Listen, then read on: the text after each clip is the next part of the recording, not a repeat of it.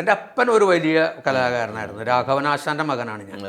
സീതയുടെയും രാഘവനാശാൻ്റെയും മകനാണ് ഞാൻ. അപ്പോൾ അപ്പൻ്റെ ഒരു ആദ്യമേ പേരുണ്ട്. അതെ. അപ്പോൾ നമുക്ക് എവിടെ ചെന്നാലും ഒരു സ്വീകാര്യതയുണ്ട്, ആശാൻ്റെ മോനാണെന്ന് പറയും. അപ്പോൾ അപ്പന് നാടകം പി ജെ ആൻ്റണിയുടെ കൂടെയൊക്കെ നാടകം കളിച്ച് നടന്നിട്ടുള്ള ഏതാണ്ട് കേരളത്തിൽ ഈ നമ്മളുടെ ആദ്യ ഗവൺമെൻറ് വന്ന സമയത്ത് ഈ ഐക്യ കേരള കെട്ടിപ്പടുക്കുന്നതിന് വേണ്ടി നാടകം കളിച്ച് നടന്ന സംഘത്തിൽ ഉണ്ടായിരുന്നൊരു മനുഷ്യനാണ്. എൻ്റെ നാട്ടിൽ ആദ്യമായി നാടകം കളിക്കുന്നത് എൻ്റെ അപ്പനടങ്ങുന്നൊരു സംഘമാണ്. അതിലൊരാൾ മാത്രമേ ഇന്ന് ജീവിച്ചിരിക്കുന്നുള്ളൂ, ചോദ്യമാഷ് എന്ന് പറഞ്ഞു. 1955 ഞാനൊക്കെ ജനിക്കുന്നതിന് വളരെ കാലം മുമ്പ്.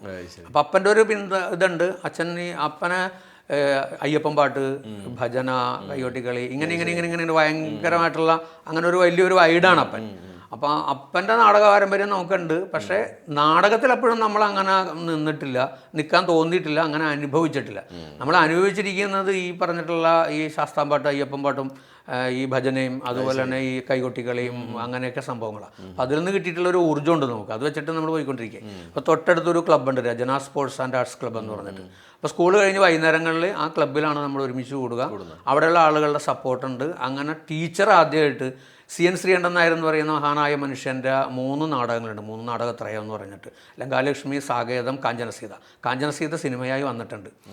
അതിൽ സാകേതത്തിൽ ഒരു ഭാഗം എടുത്തിട്ട് ടീച്ചർ ഞങ്ങൾക്കൊരു നാടകം ചെയ്യുകയും, ലക്ഷ്മണനായിട്ടാണ് ഞാൻ ആ നാടകത്തിൽ അഭിനയിക്കുന്നത്. അങ്ങനെ സ്കൂളിൽ നാടകം കളിക്കുകയും, ആ സ്കൂളിൽ നിന്നാണ് നാടകത്തിൽ നിന്നിലേക്ക് വരുന്നത് ഒരു 78-ലാണ്.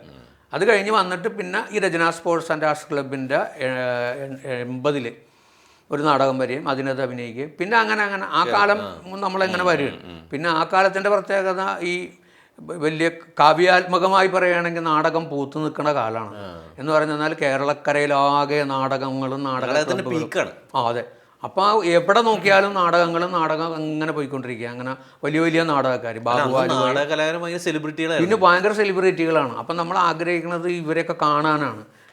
പോൾസൺ താന്നിക്കൽ, ഇന്ദു ചേട്ടൻ, AR രതീശൻ ചേട്ടൻ, ടി അബ്രഹാം, ചന്ദ്രാസം മാഷ്, പിന്നെ അങ്ങനെ നിരവധി, ഗോപികേട്ട എഴുത്ത്, ഇങ്ങനെ നിരവധി നാടകക്കാർ, ജോസ് ചിറമൽ. ഏറ്റവും കൂടുതൽ ആഗ്രഹിച്ചിരുന്നത് ജോസ് ചിറമൽ എന്ന് പറയുന്ന ജോസേട്ടൻ്റെ കൂട്ടത്തിൽ പോകണമെന്നായിരുന്നു. Kavalam sir, PK Venukuttan sir. എനിക്ക് ഇവരുടെയൊക്കെ എല്ലാവരുടെയും കൂടെ എനിക്ക് നാടകമായി സഞ്ചരിക്കാനും പ്രവർത്തിക്കാനും പറ്റി. അപ്പോൾ അങ്ങനെയാണ് എൻ്റെ ടീച്ചർ കമലം എന്ന് ജീവിച്ചിരിക്കുന്നതാണ്. ആ ടീച്ചറാണ് എൻ്റെ ഗുരു, നാടക ഗുരു. അവിടെ നിന്നാണ് ആദ്യത്തെ നാടകം തുടങ്ങുന്നത്.